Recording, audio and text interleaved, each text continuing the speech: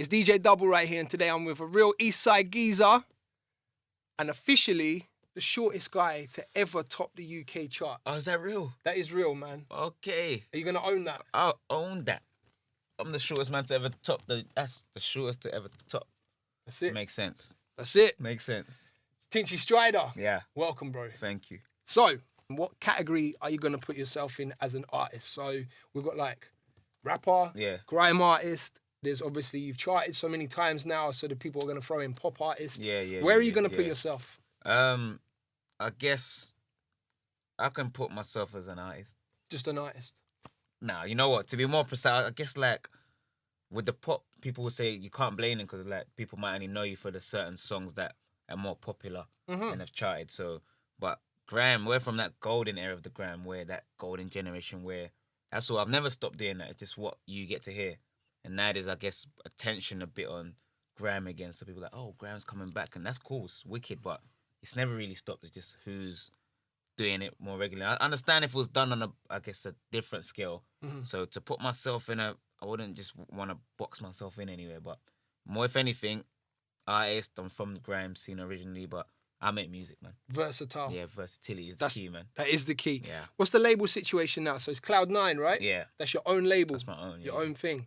Own everything, and it feels so good to even be able to say that, because I'm, like you said, this East London, I'm Ghanaian, born in Ghana, and having my own record label I'm releasing like that, it's not sinking in yet. Yeah. Regardless to what level it is on independence and whatever you're doing, just releasing music where obviously I've released stuff independently before, but now it's a stage where I'm at a different space in life, higher level, and it feels good to that fun things yourself, because I always say if you're not willing to take risks, then you ain't trying to gain much, because you have to risk, you know what I mean? So of course, man, most definitely.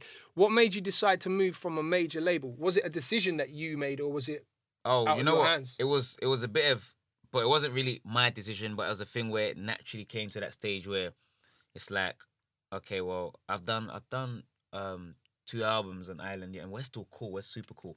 I'll go and check them every now and then, but it's a thing where I got to a stage where I had albums meant to come out, but everything we put out was like singles, and some that say Spaceship got to 5 Bright Lights with Pixie, so it was more like singles, and it wasn't an album. It felt like a compilation of hits, and I wasn't ready to put it out. They was like, okay, maybe not yet, and so luckily enough, we came to an agreement where it's like, okay, well, I'm gonna do what I'm doing, so we just naturally, but that's all cool, man, because now I got full creative control again, so full publishing, full creative control, everything. Cool. And you know what? They were like, I can never say one bad thing about Island Records Universal, because it's always, we never let people say record labels are this and that. But not with my situation, it wasn't. Everything was so cool. Like most things, obviously, they've got to say because it's a business. Their money's into it. So, but if I'm like, I want to do this song, let's do this. And we grew together, and it felt good, man. It's the most beautiful thing, because every island artist that I speak to, they all say the same thing about the label. That's the rule. I'll keep it straight, 100%. If I didn't, I'll be like, nah, they're a bit dodgy. I'm happy not to be involved no more. But who's saying Ben Scars, who's saying we're still cool, we're still that tight. Darkest, you know what I mean? And I go and see Darkest before he's telling me, yeah, man, sometimes I might need you to give advice to some of these new people I work with, because they're like, and Darkest is so straight up, he doesn't pretend or front, he tells you how it is. So I got you. You get me, you got to have that. The new single, Imperfection. Yeah.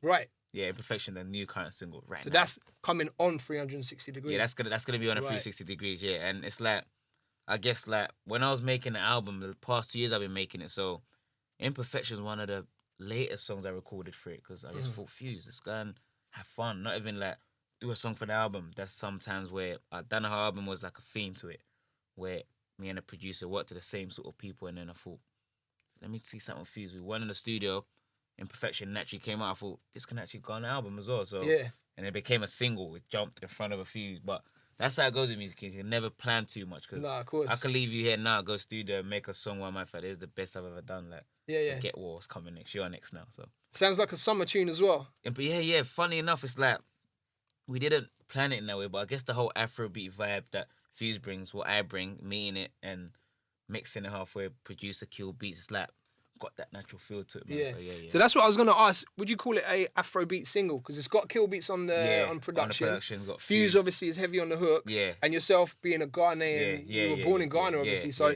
do you think, is this an Afrobeat single? I wouldn't say Afrobeat single. I wouldn't put it, because it's got Afrobeat, it's got that vibe to it, I guess, because of who's involved as well, and the whole Ghanaian affiliation. But it's not with Afrobeat. It's a bit more like even the tempo, everything just got something that isn't like Afrobeat, like influence from Afrobeats. But I wouldn't class as Afrobeats now. Right. But I like Afrobeats. Yeah, it's fun. It's like I like music where it makes you smile. You can't sit still to it. It's good to have deep songs sometimes, but every now and then. Fuse seems to have that effect. Man. Yeah. You can't get angry with Fuse ODG. You can't get angry with Fuse ODG. I swear down, it's just like smiling forever. Yeah. They just got that good vibe about him, man. And, you already mentioned, so this is part of a bigger project, part of 360 Degrees, which is coming this year. Are you going to put it out this year? That's the plan, but I don't like giving times no more, man. Like it could all change. It will change, and since I've started this year, the album was kind of complete last year.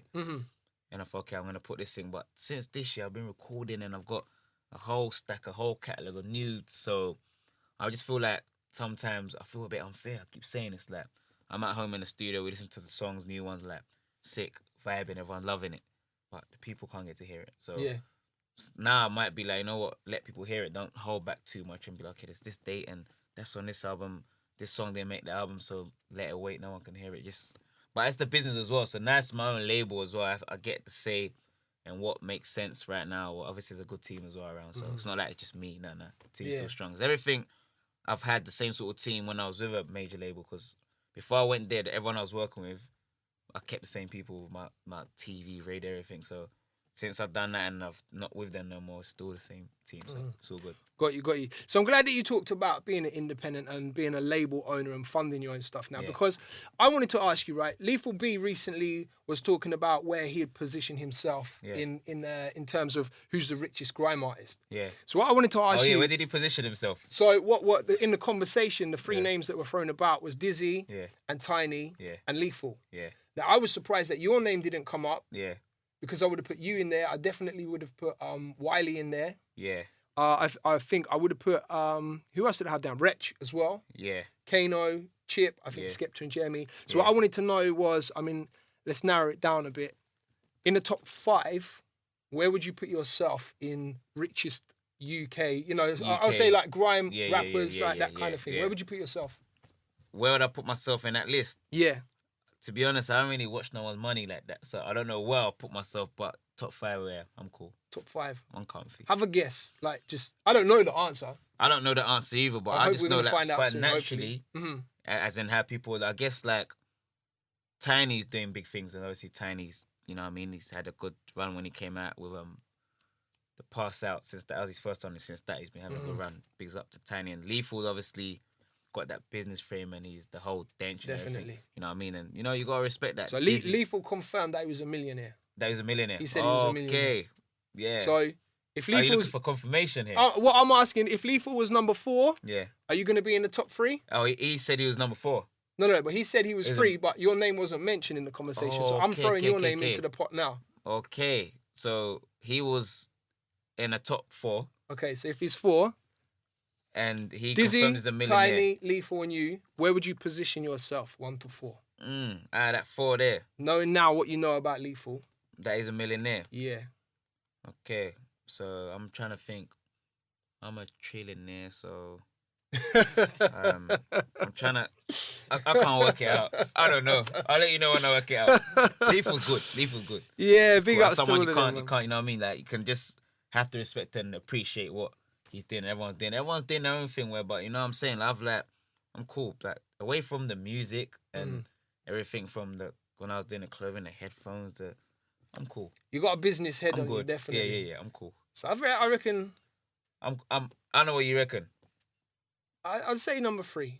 I reckon, and that's the list I've got right there. This is what I reckon. Number 1 up to number 10. That's the list. So Tiny, Dizzee, Tinchy, Lethal, Wiley, Wretch, Kano, JME, Chip, Skepta. That's how I reckon it would rank top 10. Richest. Yeah, and an order, yeah? Yeah, that's the order right there. I might, from what, I don't know, but for me, he'll probably be first. Dizzee, then Tiny. I don't know about anyone else. Tiny's cool. Tiny's Lethal would definitely be. What, above that one? Above that dude there. It's hard. You know the people want to know this, right? People want to know this, innit? Let's keep them wanting to know, man. As for now, they keep, but like I'm saying, so he confirmed that millionaire. Yeah. I'm trying to work out if it's trillionaire. Still trying to work out the I'm playing, man. No, I'm not trillionaire. But now Lethal. What is? That's a good thing that you got. The list is kind of, but because I couldn't really. I don't know everyone's how they are, but just from knowing that I know. So taking them off, leaving it as a top 4. You know what? Because Dizzee, from however long, he's been in that certain stage, and like obviously everyone's got different things they charge for their live shows and that. So everything that you're thinking of, but it's interesting. It's a cool list. It's a cool list. I don't know, but if I was like, you said there was someone down the top 5 and I wasn't mentioning it. Yeah, it was the top 3. Oh, the top 3. So I opened it up to top 5, and then obviously I did the top 10. Okay. And that's just my guess. It's an interesting list. That's all I can say. That's all he's saying. Yeah. So as a businessman then, which clearly you are, you mentioned the headphones, the clothing line, you now got the record label. Do you think partnering up with Jay-Z on that business venture, was that the best business decision you ever made? To be honest, I wouldn't say it's the best decision because that was more a thing of like, it was like Takeover and Rock. And Takeover was like my management at the time. And I was signed to Island Universal, so when Rock Nation, Jay-Z, when I met them and that, what they might have wanted to do, because they like what was doing, like, you remind us of how they come up, like, everyone was independent, and they're thinking, so that business thing, obviously Takeover, like, there's no longer Takeover, so that's why that didn't go through. So it wasn't a thing of like me and them. So people think, what happened with the thing? And I'm like, because Rock Nation Takeover, there is no more Takeover, so it couldn't really run. But the relationship with them, it's the main thing with me. Like, it wasn't even much about the business side. It's about learning and just having that relationship with the whole team, not even just Jay-Z alone, because I guess he's the main man there. So I was more in touch with other people as well as him, and it was cool, man. Meeting him was a cool. First time I actually spoke, I went to a show he invited us to in Manchester. Went to his dressing room after, and he's as cool as he comes across. And I thought, yeah, man, I was learning so much, gaining so much knowledge from just conversations with that. When someone can teach you without trying to teach you, that's the best thing. Yeah. It's like giving you advice without telling you nothing, but just natural. And I think I learned something from when I'll do that. I come off stage and then might be with my DJ like, yeah, cool, man.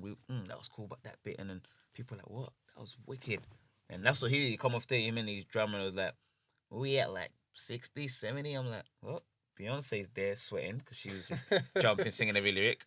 I'm here thinking, whoa, and then you're just talking about 60s. I thought, okay, I see the levels. Yeah, most definitely, man. And you were the first UK artist that Jay-Z ever went into partnership with as well. It must have been a great feeling, exciting times. Wicked feeling, because someone who I've like grown up listening to, like, tell me about it. Like, you know what I mean? So for like meeting them alone is one thing, but then getting into business partnership and just that, like I say, it's just that relationship with the whole team.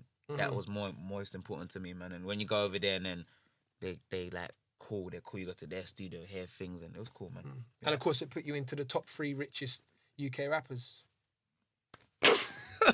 Boy, who knows? So Chip's been under fire recently. Obviously, everyone knows he's kind of doing this thing. He's back in the grime scene. I mean, you must be aware of obviously what's going on. Now, as an artist that crossed over to mainstream, had the commercial success, had the number ones, sold over 1 million records, right? Yeah. I don't know how many more over 1 million, but it put you into the top 3, possibly the top 2 richest rappers in the UK. I like that. I like you. As an artist that did cross from grime, and I mean, I saw you once. Sorry to even cut, but that's such a cool feeling. You're in the top 3, 4, 5 richest, and I'm just from East London, so exactly. I'm cool. We can carry on. Yeah, so as an artist that. Yeah. And I saw you once at an Eskimo dance. I don't remember where it was, but that's grime at its rawest, bruv. So as someone that's crossed over and had the commercial success, you must have had a lot of flack from hardcore grime artists calling you a sellout and calling this and that and that. Yeah, well, me personally, I haven't had nothing directly to me, but people. But social media, I mean, social media people always talk. But one thing, between every single that I've done is always like we always make grime, and luckily. I'm luckily from that golden era age of grime, so you couldn't ask us to tell me about grime unless you're Wiley, Dizzee, and if you're from there, like, you know, from like my old people, Rough Squad. Every time we've done all the Pirates, everything we've done, if you're not from there, that area, you can't tell me about. For example, if Dizzee went to figure out what to do grime now, someone can't say you sold that. If Wiley, he's kind of doing that stuff. Yeah, where, Wiley does like the Heat Wave, he's number ones and. Wiley can do grime when he wants. It's that. So some people you can't question. So I'm good. Yeah, and it feels like it's kind of one rule for them and another rule for you because and it's weird, man. It's It's weird. strange. It's weird. It's weird. It's like, you mean like some people can do that? But I guess because I was so like consistently in that more mainstream and just, and then people feel, okay, he ain't done. But I always make whether, like, for example, my current song now, Imperfection, isn't grime or isn't that. It's just me having fun making music, and there's grime mixes of it, obviously. But it's not like, I don't ever feel that pressure, man. Like, we go to a grime rave now, we come and say the same lyrics forever, and you still get the big reloads, and you could do a grime song, and that's like home. That's comfort. That's not pressure. That's like, that's what we started on. So if I do a grime song, I'll sound cool. I'm comfy. Yeah, I got you. Why have you and Dizzee never done a track together? That's one of them questions where I never had the answer to. And I even said on my first album, on the last track, like, I don't know features from Rascal or Wiley's after. And then I'm like, when I think of it, I've never done a song with Dizzee, not because we're cool. Like, one time someone saw us, said, why you not do a song? He's like, when we chill, we hardly talk about music. Right. It's like, we're kind of friends before music. Of course. So, but I would like to do a song with Dizzee, you know what I mean? Because we done one before, You Were Always. There wasn't really a song. It was me, him, Wiley, but sample SWV. But I like to do a song with Dizzee. It's just, I guess, timing, and someone might be at a certain stage of their career where this ain't making sense, or this ain't, or this. But if we're in a studio together, we'll do something. So who knows? Looking forward to it, man. The last one, ultimate collaboration, Dead or Alive. Oof. Who would you most like to work with? With. When you're throwing that Dead or Alive, that's where it gets all like complicated. But right now, someone who I would like to work with, I like, on a production and musical side, I like Pharrell a lot. I like Pharrell a lot. I like Pharrell. I like Lauryn Hill. I like Mary J. Blige. I like so many people, but Pharrell is in the production and the musical style and influence he has. Everyone I see him work with, I see what he adds or what he brings out of them. From the Jay-Z to the JTs to the, I'm not trying to rhyme, by the way, the Jay-Z's to the JTs to the Tinchy's to the yeah, but I like Pharrell. Right now, that's who like I listen. I like when he done clips grinding. He can do that. Yeah. He can do happy. He ain't getting boxed in, like, can only make that, and that's what I learned from that, man. Nice, man, and it's doable as well. I thought he's gonna leave me hanging. No, not at all. I wasn't trying to end the convo. I was trying to teach you the. I got you. Let's do it. So what is it? That's it. You can't do it at the same time. It's kind of awkward. Yeah, you can't do it at the same time. You can't say you just. And then what? My turn. Yeah. It's DJ DUBL right here. I'm with the third richest rapper in the UK, probably. It's Tinchy Stryder. Until next time, later. Peace. Thank you, bro. Thank you, man. Hey, go ahead.